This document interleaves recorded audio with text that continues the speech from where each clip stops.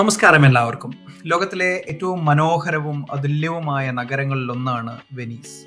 വെള്ളത്തിന് മുകളിൽ തല ഉയർത്തി നിൽക്കുന്ന ഈ നഗരം എങ്ങനെയാണ് നൂറ്റാണ്ടുകളായി ഇടിഞ്ഞു പോകാതെ നിലനിൽക്കുന്നതെന്ന് നിങ്ങൾ എപ്പോഴെങ്കിലും ചിന്തിച്ചിട്ടുണ്ടോ?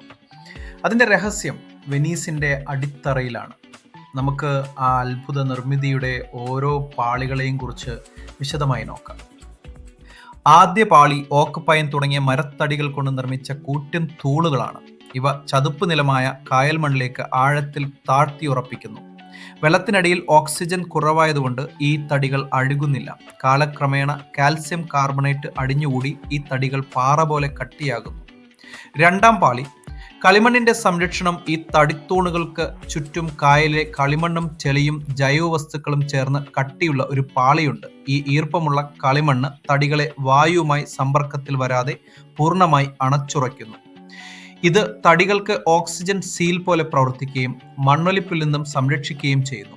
മൂന്നാം പാളി കല്ലും ഇഷ്ടികയും മോട്ടാറും തടിത്തൂണുകൾക്കും കളിമണ്ണിനും മുകളിലാണ് കെട്ടിടത്തിന്റെ യഥാർത്ഥ അടിത്തറ.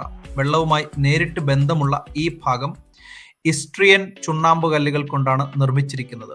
ഇതിനു മുകളിൽ ചുവന്ന വെനീഷ്യൻ ഇഷ്ടികകളും വെസൂവിയസ് അഗ്നിപർവ്വതത്തിലെ ചാരത്തിൽ നിർമ്മിച്ച പോസോലാന മോർട്ടാറും ഉപയോഗിച്ച് ബലപ്പെടുത്തുന്നു. വെനീസിന്റെ പൂർണ്ണമായ അടിത്തറ കായൽ ചെളിയിലെ തടിത്തൂണുകൾ, അതിനു മുകളിലെ കളിമണ്ണ്, പിന്നെ കല്ലും ഇഷ്ടികയും കൊണ്ടുള്ള അടിത്തറ. ഇതാണ് വെനീസിനെ വെള്ളത്തിൽ നിലനിർത്തുന്ന അത്ഭുതകരമായ നിർമ്മിതി.